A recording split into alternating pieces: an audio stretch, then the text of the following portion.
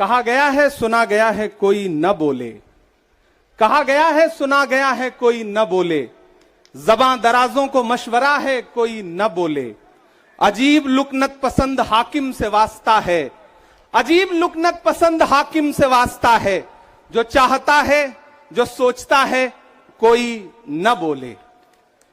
हमारी दाईं तरफ इस सदी का सबसे बड़ा फकीर सोया हुआ है। मैं उनकी समाधि से बिल्कुल करीब खड़ा होकर के संकल्प सत्याग्रह में मेरी आंखों के सामने तपती दोपहरी में बड़ी तादाद में मौजूद कांग्रेस पार्टी के सिपाहियों को सलाम करता हूं।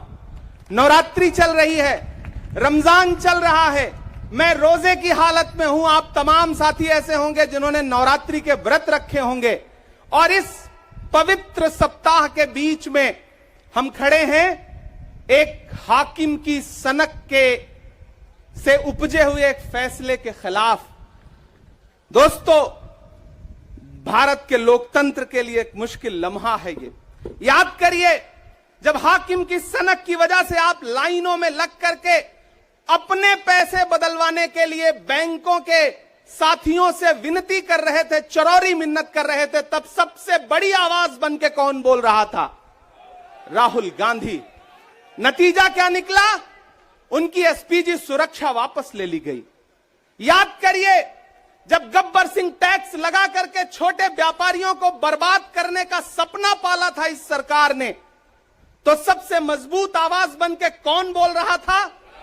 राहुल गांधी। नतीजा क्या निकला?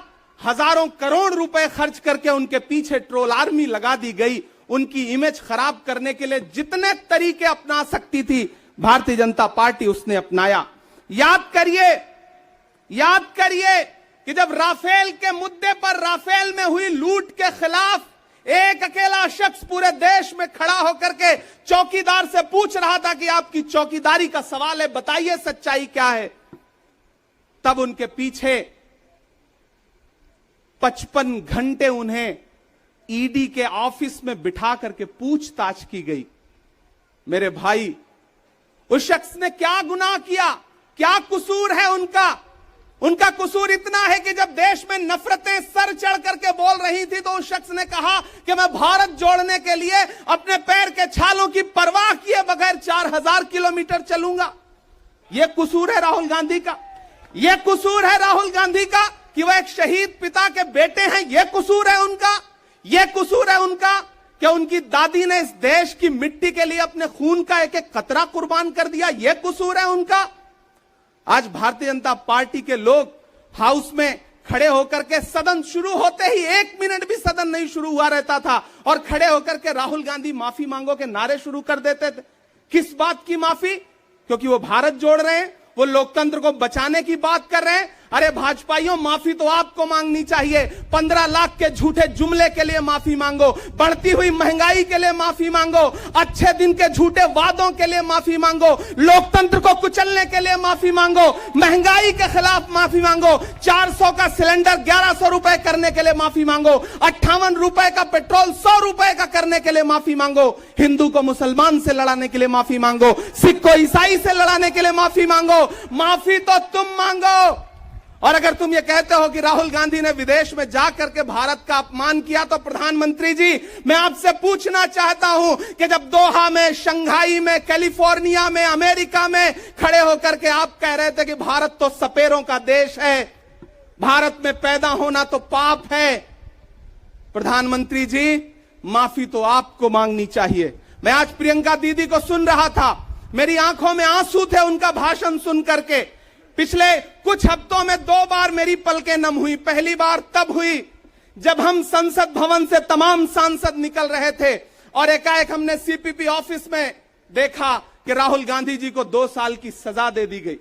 उन लम्हों में मेरी आंख में आंसू थे। मैं शायर हूं तो मैं भावुक हूं, शायद इसलिए मेरी आंखें नम हो जाती हैं ऐसे लम्हों में। आज जब प्रियंका जी बोल रही थी तो मैं उन्हें सुनकर के भी मैं नम हो गया। यह जुल्म है कि जुल्म को कहता हूं साफ जुल्म। यह जुल्म है कि जुल्म को कहता हूं साफ जुल्म। क्या जुल्म कर रहा हूं? मुझे मार दीजिए।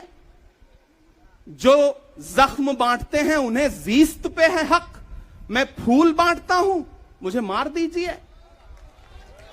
फिर उसके बाद हिंदुस्तान वालों, फिर उसके बाद शहर में नाचेगा हू का शोर, फिर उसके बाद शहर में नाचेगा हू का शोर।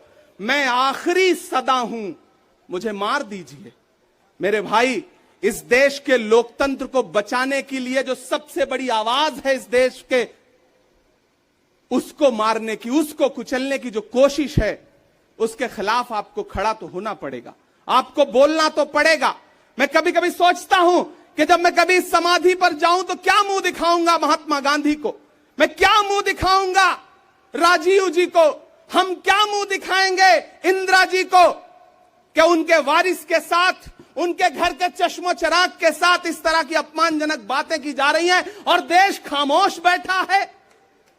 सवाल आपसे है, सवाल यहां बैठे हुए लोगों से नहीं है, सवाल आपसे है जो आप कांग्रेस की मोहब्बत में यहां आए हुए। मैं आपको सलाम करता हूं, मैं जानता हूं आप राहुल गांधी जी से मोहब्बत करते हैं, कांग्रेस पार्टी से मोहब्बत करते हैं, प्रियंका दीदी के सम्मान में आए हुए हैं, खड़गे साहब के सम्मान में आए हुए हैं, मैं जानता हूं, वरना इस तपती दोपहरी में व्रत रख के, रोजा रख करके कौन परेशान होने के लिए आता। आपको मोहब्बत है पार्टी से, लेकिन नया पाने की चाहत में पुराना छूट जाता है। तुझे अपनाऊं तो मुझसे जमाना रूठ जाता है। मोहब्बत पढ़ने लिखने में बहुत आसान है, लेकिन मोहब्बत को निभाने में पसीना छूट जाता है। मैं जानता हूं कि आप पसीने के बीच भी, आप तपती दोपहरी के बीच भी यहां बैठे हैं। क्यों?